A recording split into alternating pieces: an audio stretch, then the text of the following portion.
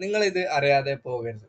പലരും വളരെ ദൂരം യാത്ര ചെയ്ത് ഭംഗിയുള്ള സ്ഥലങ്ങളിൽ അവിടെയുള്ള കാഴ്ചകൾ കാണുവാനെല്ലാം ഇഷ്ടപ്പെടുന്നു. എപ്പോഴെങ്കിലും ചിന്തിച്ചായിരുന്നോ, ഓ, ഇത്രയും മനോഹരമായ ഈ കാഴ്ചകൾ നമുക്ക് കാണുവാനും ഇതിന്റെ പിന്നിൽ ആരാണ് പ്രവർത്തിച്ചത്? നമുക്ക് ജീവിക്കാനുള്ള ഈ ഒരു അന്തരീക്ഷവും എല്ലാം നൽകിയത് ആരാണ്? ദൈവമാണ് ഈ ഒരു കാര്യങ്ങളെല്ലാം നമുക്ക് നൽകുന്നത്. ദൈവത്തിന്റെ അധ്വാനവും ദൈവത്തിന്റെ സൃഷ്ടിയുമാണ്.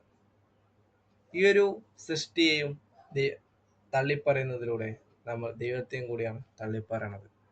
ദൈവം ഭൂമിയെ സൃഷ്ടിക്കുവാനും ഈ മനോഹരമായ ഈ കാഴ്ചകളും എല്ലാം സൃഷ്ടിക്കുവാനും ദൈവം എത്രയോ അധ്വാനിച്ചോ അതിനും അധികമായി ദൈവം അധ്വാനിച്ചു യേശു ക്രിസ്തു ഭൂമിയിലേക്ക് വരുവാനായിട്ട്.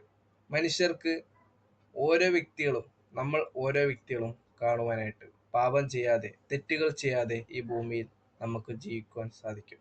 ദൈവം തന്നെ ആ ഒരു മാതൃക ഓരോ വ്യക്തികളുടെയും മുമ്പാകെ കാണിച്ചിരിക്കുന്നു. ഇനി നമുക്ക് ഒരിക്കലും ഒരു എക്സ്ക്യൂസും പറയാൻ കഴിയില്ല. നമുക്ക് മനോഹരമായ കാഴ്ചകൾ കാണുവാൻ നമ്മൾ ഇഷ്ടപ്പെടുന്നു.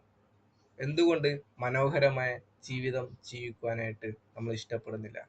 നമ്മളുടെ തെറ്റായ ജീവിത ശൈലി മാറ്റി ഏറ്റവും പ്യുവറായി നീതിയോടെ ജീവിക്കാൻ ഇഷ്ടപ്പെടുന്നില്ല? എന്തുകൊണ്ട് നമ്മളുടെ മദ്യപാനം നിർത്തിക്കൊണ്ട് ജീവിക്കുവാൻ ഇഷ്ടപ്പെടുന്നില്ല? എന്തുകൊണ്ട് വായിൽ നിന്നുള്ള മോശമായ കാര്യങ്ങൾ നിർത്തിക്കൊണ്ട് ജീവിക്കുവാൻ ഇഷ്ടപ്പെടുന്നില്ല? എന്തുകൊണ്ട് മറ്റുള്ളവരെ ആത്മാർത്ഥത്തോടെ സ്നേഹിക്കുവാൻ ഇഷ്ടപ്പെടുന്നില്ല? വളരെ മനോഹരമായി നമുക്ക്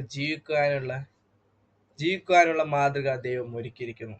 ദൈവം മനോഹരമായ ഭൂമിയെ സൃഷ്ടിച്ചെങ്കിൽ ദൈവം അതിനും അധികമായി അധ്വാനിച്ചു മനോഹരമായ ജീവിതം ജീവിക്കാനുള്ള ഒരു മാതൃകയെ കൊണ്ടുവരാനും നമുക്ക് നമ്മളുടെ രക്ഷയ്ക്കായി ആ ഒരു യേശു മരിക്കുകയും നമുക്ക് അത് ദൈവം പറയണത് അനുസരിക്കുന്നതിലൂടെ പിന്നെ ദൈവമായിട്ടുള്ള ബന്ധം പുതുക്കുവാനും മനോഹരമായ ജീവിതം ജീവിക്കാനുള്ള അവസരമുണ്ട്. ഈ ഒരു കാര്യങ്ങളെല്ലാം തള്ളി പറഞ്ഞുകൊണ്ട് ജീവിച്ചാൽ നമുക്ക് തോന്നുന്നുണ്ടാ നമുക്ക് ശിക്ഷാവിധി വരാതിരിക്കും? നമുക്ക് വരുന്ന ശിക്ഷാവിധി വലുതായിരിക്കും. ദൈവം നീതിയുള്ള ഒരു ന്യായാധിപനാണ്. Thank you.